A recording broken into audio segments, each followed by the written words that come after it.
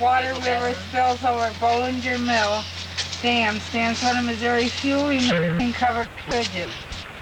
The 1860 on pier mark beginning of the construction, which halted by the Civil War, was not completed until 1867. The early settlement here became, in 1870, Burfordville Post Office, probably named for its first postmaster. A marvel of wood engineering with its 140 feet self-supporting span. The bridge was built of yellow poplar by Cape Girardeau contractor Joseph Lansman in 1950. The Missouri State Highway Commission restored the bridge. I gotta go to the other side. One's the mill. Oh, I didn't ever notice that. Well, I don't think I've ever read this one. Okay, ready? Bollinger Mill. Major George Frederick Bollinger built the first mill here in 1800 on a 640-acre grant from Louis Lattimore, Spanish commandant of Cape Girardeau's district of Upper Louisiana. A German Swiss from North Carolina, Bollinger visited the area 1796 and returned with 20 families. His mill became the largest and best in the district. The mill, damaged in the Civil War, later rebuilt, operated until 1950 and is now owned by the Cape Girardeau County Historical Society.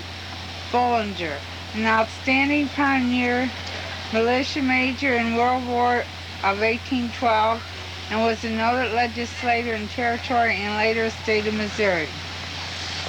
Okay, this is a waterfall, and as you can see, the covered bridge.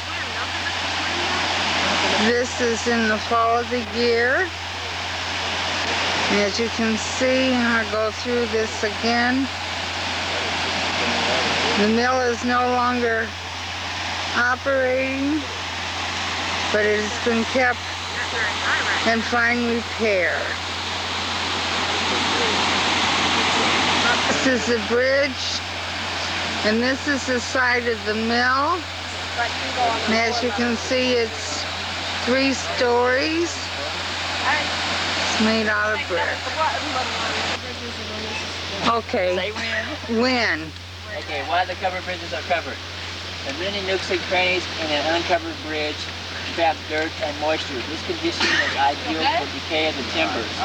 Uncovered bridges exposed to the elements had a normal life expectancy of about 10 years. Covered bridges, or wooden tunnels as they were sometimes known, were roofed over to increase their longevity.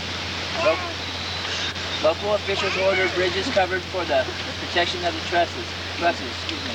As one contemporary expressed it, bridges were covered for the same reasons women wore petticoats, to protect their underpinnings. To reassure farm animals about to cross. 2, the edifices served as an emergency shelter. And 3, the covering added to the strength of the bridge, reducing the sag and the cracking and the creaking. Okay, what's those histories and... Okay, the history is the history of the covered bridge. Covered bridges have existed for nearly... Come here. 1 moment, please. We will. We will. Let's walk. Covered bridges have existed for nearly all of man's recorded history. Ancient Babylonians are credited with having erected the first such structure over the Euphrates River about 783 BC.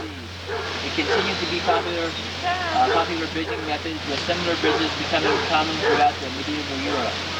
Yet it was not until about the 19th century America that the covered bridge idea reached its highest degree of use and design variation. Covered bridges in Missouri. In Missouri, the covered bridge was first used in the 1850s when roads, railroads, and other land travel became popular means of transportation. The first covered bridge in the state was built in 1851 in Boone County over the Hershey Creek on the Boone Slip Trail. Eventually, 30 covered bridges were built in Missouri. Most of these were constructed in northern Missouri in the years just after the Civil War. The ravages of time and progress took their toll on Missouri's covered bridges. Fire, flood, abandonment, or rerouting of once heavily used roadways and simple neglect left only 8 covered bridges in the state in 1958. By 1967, only 4 were still standing, and this is one of them right here. And here are where the other ones are located. Burfordville, where we're at, Sandy Creek, Union Covered Bridge, and Locust Creek Covered Bridge. Thank you. And this tells you it was completed in 1868. It was started before the war in the 1850s, but the war interrupted construction, so it wasn't completed until later. This is the Whitewater River. It gives you the dimensions. And it shows you here where the signature is, where the builder, signature of the builder on the stone, like on the cornerstone of a building, things like that. Bollinger is the name of the mill and the bridge, because Bollinger is the man who was granted this property, all this land in this area, from Don Lewis Lorimer, who was granted the control of this land by the Spanish. He was the Spanish. Lewis Lorimer was the Spanish governor, I guess, of the territory. So he had a wide range of authority over land and law. I don't know if we'll be able to see this, but this is Bollinger Mill, State Historic Site, Department of Natural Resource. Just showing you the sign of the mill, and in the background you can see the Bollinger Community Club, and this mill was given for public enjoyment by Julius Stanford Vandervoort, a direct descendant of Major George Frederick Bollinger, and by Clyde A. Vandervoort, her husband. This is a picture of the mill, and as you can see, Wilson, Logan, and Cheryl, they're going up to see the view of it, and Logan's waving hi to me.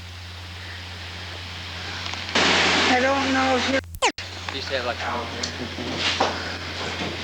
there's you now. Think What, how long Mom? it took them to put this bridge together Mommy, there's by a hand. hawk up there. what? Yeah, There's a hawk. I see. There's a hawk square. I think it's neat. It's No. unfortunate that they've carved everything into this, but Yeah. Now that is protecting the covered bridge at the entrance. And this just shows you the wood that for the roof. kind of walk through there in summertime and they really go through here. Oh, bet And of course there's the light. Go through here and here as we look around. And here's me getting out of the way of the camera. Oh. I was saying, what am I?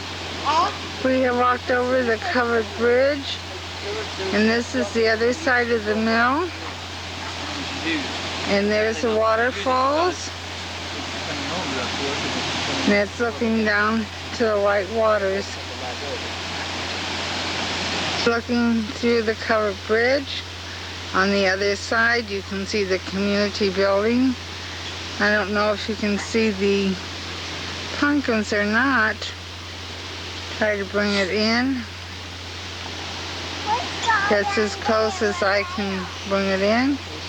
I'm going to look up because they have an owl at this entrance also. And let's see if I can catch it in the camera. There it is. You know why that's up there, don't you?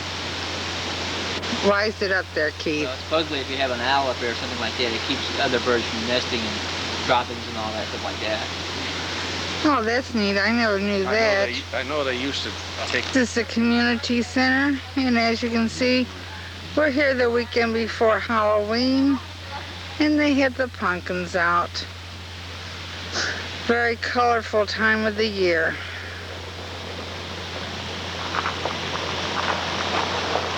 Just seems like I am behind, but I'm taking pictures and they're just merrily going on their way.